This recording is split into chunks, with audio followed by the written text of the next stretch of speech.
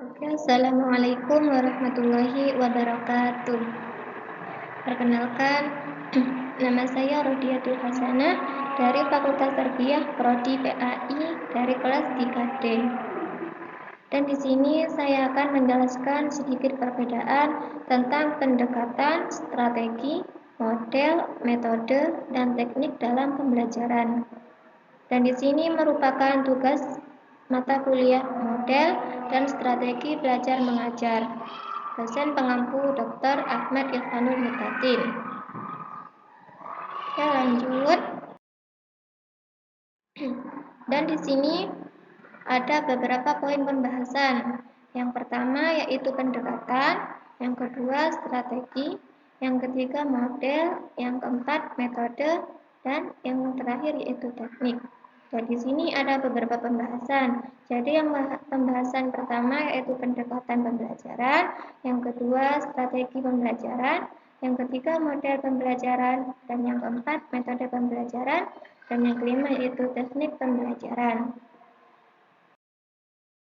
Di sini poin pertama yaitu membahas tentang pendekatan pembelajaran. Nah, pendekatan pembelajaran adalah pandangan guru yang digunakan untuk menciptakan lingkungan pendidik yang kondusif sekaligus sebagai usaha untuk mencapai tujuan pembelajaran yang telah ditetapkan. Dan guru dan siswa adalah variabel utama dalam kegiatan pembelajaran dan tanpa ada keduanya kegiatan pembelajaran tidak dapat dilaksanakan.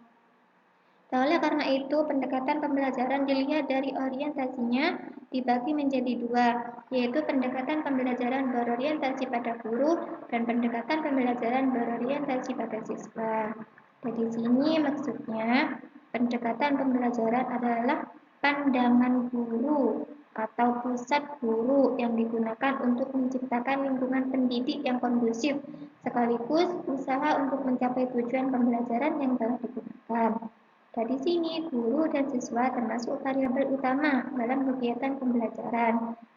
Dan tanpa keduanya itu, kegiatan pembelajaran tidak dapat dilaksanakan. Misalnya, hanya ada seorang guru saja tanpa adanya siswa, maka kegiatan pembelajaran tidak dapat dilaksanakan dan begitu juga sebaliknya. Nah, dilihat dari orientasinya atau pusatnya, pendekatan pembelajaran dibagi menjadi dua, yaitu pendekatan pembelajaran berorientasi atau berpusat pada guru dan pendekatan pembelajaran berorientasi atau berpusat pada siswa.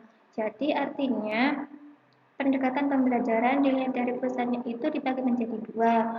Yang pertama pendekatan pembelajaran berorientasi pada guru. Itu artinya guru menjadi pusat utama bagi siswa. Dan pendekatan pembelajaran berorientasi pada siswa itu artinya yang menjadi pusatnya itu adalah siswanya. Baik, yang selanjutnya. Nah, dengan adanya sistem pendekatan tadi dalam pembelajaran ada beberapa manfaat. Di antaranya arah dan tujuan pembelajaran dapat direncanakan dengan jelas. Jadi, dengan adanya pembelajaran, arah dan tujuan pembelajaran itu dapat direncanakan atau dilaksanakan dengan jelas. Yang kedua, menuntun pada guru untuk kegiatan yang sistematis. Yang ketiga, dapat merancang pembelajaran dengan mengoptimalkan segala potensi dan sumber daya yang tersedia dan memberikan umpan balik. Nah, poin yang kedua yaitu membahas tentang strategi pembelajaran. Strategi pembelajaran adalah suatu pola umum atau cara pembelajaran yang dilakukan oleh guru atau siswa yang disusun secara sistematis agar mencapai tujuan pembelajaran yang efektif dan efisien. Dan di sini efektif diartikan sebagai tujuan tercapai dan efisien dapat diartikan sebagai penghemat waktu, biaya, dan tenaga. Nah, jadi artinya strategi pembelajaran itu pola umum atau cara pembelajaran yang dilakukan oleh guru atau siswa yang disusun secara sistematis agar mencapai tujuan pembelajaran yang efektif dan efisien. Misalnya, kalau dalam peperangan, nah, Itu kan kalau dalam peperangan pasti ada strateginya untuk mencapai kemenangan. Misalnya menggunakan strategi menembak, memanah, atau yang lainnya. Dan sama dengan halnya dalam pembelajaran, harus mempunyai strategi agar tercipta mencapai tujuan pembelajaran yang efektif dan efisien. Di sini ada beberapa contoh strategi dalam pembelajaran, yaitu strategi inquiry, di mana strategi ini dilakukan dengan cara memberikan siswa kemampuan berpikir secara kritis dan kreatif. Dan contohnya di sini misalnya tanya jawab dan percobaan. Dan strategi yang kedua yaitu strategi efektif, di mana strategi ini merupakan pembelajaran yang berkaitan dengan sikap dan lebih menekan pada nilai, di mana seorang siswa dapat bertindak dan memilah apa yang dipandang benar dan apa yang dipandang salah. Dan strategi yang ketiga yaitu strategi eksperimental. Nah, strategi ini suatu cara mengajar atau menguji coba mental seorang siswa, dari mana siswa melakukan percobaan dan mengamati suatu hal dan kemudian hasil dari itu disampaikan di depan kelas atau disampaikan kepada teman-temannya dan dievaluasi oleh gurunya. Dan strategi yang keempat yaitu strategi discovery. Strategi yang menitik beratkan pengalaman siswa dalam membuat generalisasi sampai siswa menyadari suatu konsep. Dan sedangkan strategi yang terakhir yaitu strategi individu atau individu bagi siswa. Perancangan aktivitas belajar mandiri bagi siswa. Nah, pada strategi individu ini menentukan aktivitas belajar mandiri bagi siswa atau seberapa kecepatan ia berpikir menguasai dalam pembelajaran itu. Nah, ini termasuk strategi mandiri atau individu bagi siswa bukan berkelompok. Nah, di sini poin yang ketiga yaitu tentang model pembelajaran.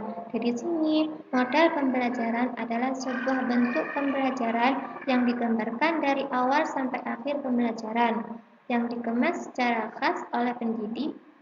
Dan model pembelajaran adalah contoh pola atau struktur pembelajaran siswa yang didesain, diterapkan, dan dievaluasi secara sistematis dalam rangka mencapai tujuan pembelajaran. Nah, jadi di sini poin yang ketiga yaitu membahas tentang model pembelajaran.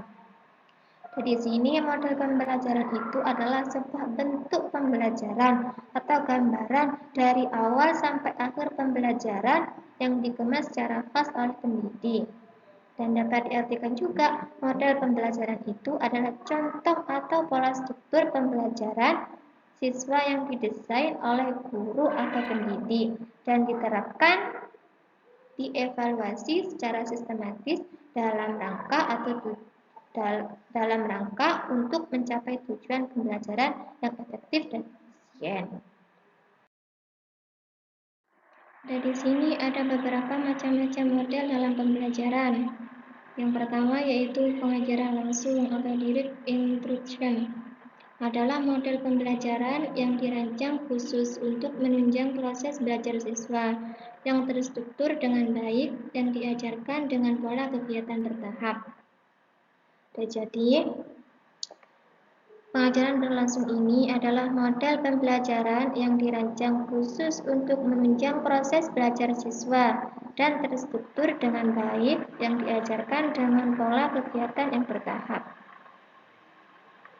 Dan model pembelajaran yang kedua yaitu pembelajaran kooperatif. Nah, di sini merupakan model pembelajaran dengan memberikan tugas kepada siswa yang lebih pandai dalam sebuah kelompok kecil yang dihasilnya akan dipresentasikan kepada kelompok lain di dalam kelas. Nah, jadi model pembelajaran kooperatif ini guru memberikan tugas kepada siswa yang lebih pandai dalam sebuah kelompok kecil atau kelompok kecil dan hasilnya akan dipresentasikan kepada kelompok lain di dalam kelas. Dan ini dalam pembelajaran kooperatif ini melatih siswa dalam mentalnya dan keberaniannya di dalam kelas.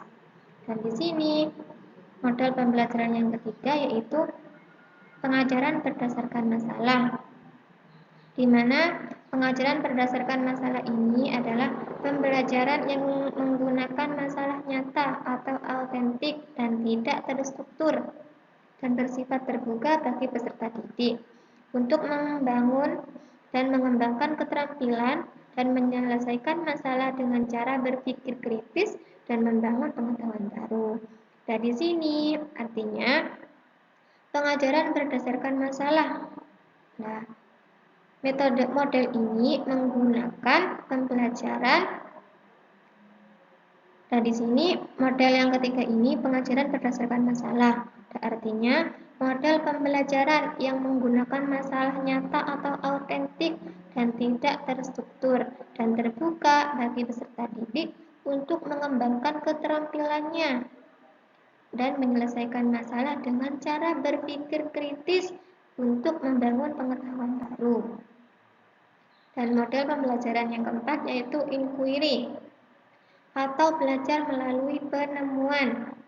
Nah, di sini model pembelajaran yang dapat mengaktifkan proses belajar siswa yang mampu mengembangkan keterampilannya dengan cara berpikir secara kritis dan melatih keterampilan berkolaborasi.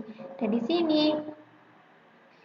belajar melalui penemuan maksudnya adalah model pembelajaran yang dapat mengaktifkan proses belajar siswa. Jadi, siswa itu aktif dalam kegiatan pembelajaran dan mampu mengembangkan keterampilannya atau potensi siswanya dan dapat berpikir secara kritis dan untuk melatih keterampilannya dan untuk melatih keterampilan berkolaborasi.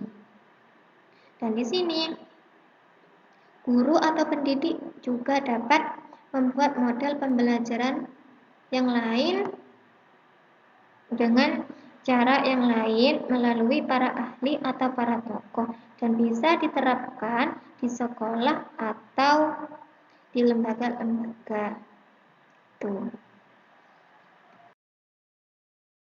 Dan di sini setelah tadi membahas tentang model pembelajaran, selanjutnya kita akan membahas metode pembelajaran, di mana metode pembelajaran ini dapat dikatakan sebuah cara yang dipergunakan dalam pengimplementasian rencana yang telah disusun dalam suatu kegiatan praktek yang nyata untuk mencapai tujuan pembelajaran, atau bisa disebut juga prosedur, urutan, langkah-langkah, dan cara yang digunakan guru dalam mencapai tujuan pembelajaran. Dan di sini maksudnya adalah metode pembelajaran, metode. Nah, apa itu metode? Ya kan tadi sebelumnya kita membahas tentang model pembelajaran. Nah, di dalam model pembelajaran itu harus ada metode pembelajarannya. Dan metode itu tersendiri dikatakan sebuah cara yang digunakan dalam pengimplementasian rencana yang disusun dalam suatu kegiatan praktek yang nyata untuk mencapai tujuan pembelajaran. Atau bisa disebut juga prosedur, urutan, langkah-langkah, dan cara yang menggunakan guru dalam pencapaian tujuan pembelajaran. Jadi di sini ada beberapa macam-macam metode pembelajaran. Yang pertama yaitu metode ceramah, misalnya guru menjelaskan atau bercerita tentang masalah apa gitu. Itu termasuk metode ceramah. Yang kedua yaitu metode diskusi. Misalkan seorang siswa sedang berkelompok atau mengerjakan sesuatu bersama teman-temannya untuk memecahkan suatu masalah, dan itu dinamakan metode diskusi. Dan yang ketiga yaitu metode demonstrasi. Misalnya guru mencontohkan tentang cara bagaimana berolahraga atau cara yang lainnya, dan itu termasuk metode demonstrasi. Dan yang keempat yaitu metode simulasi, di mana Metode ini maksudnya kita menggunakan media untuk pembelajaran atau yang lainnya. Dan ini dinamakan metode simulasi. Nah, setelah metode pembelajaran, yang terakhir yaitu tentang teknik pembelajaran, di mana teknik pembelajaran ini merupakan cara-cara yang konkret yang dipakai saat proses pembelajaran berlangsung, dan seorang guru atau pendidik dapat berganti-ganti teknik pembelajaran meskipun dalam koridor metode yang sama. Satu metode dapat diaplikasikan melalui berbagai teknik pembelajaran.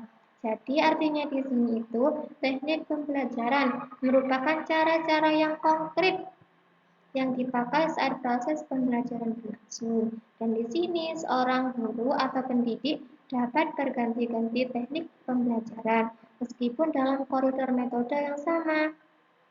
Satu metode juga dapat diaplikasikan melalui berbagai teknik pembelajaran.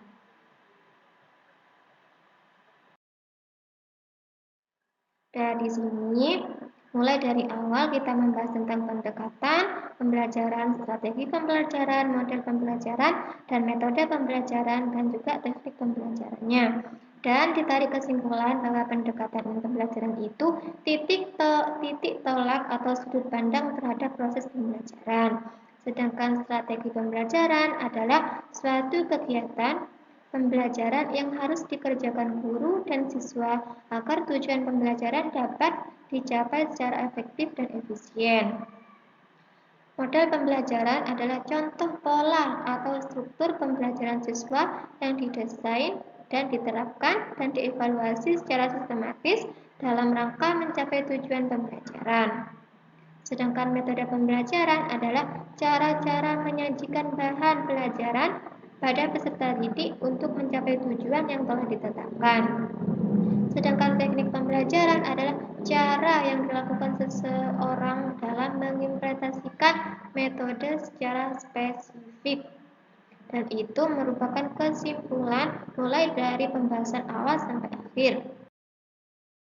Baik, sekian dan mungkin hanya itu yang bisa saya sampaikan. Kurang lebihnya saya mohon maaf yang sebesar-besarnya. Assalamualaikum warahmatullahi wabarakatuh.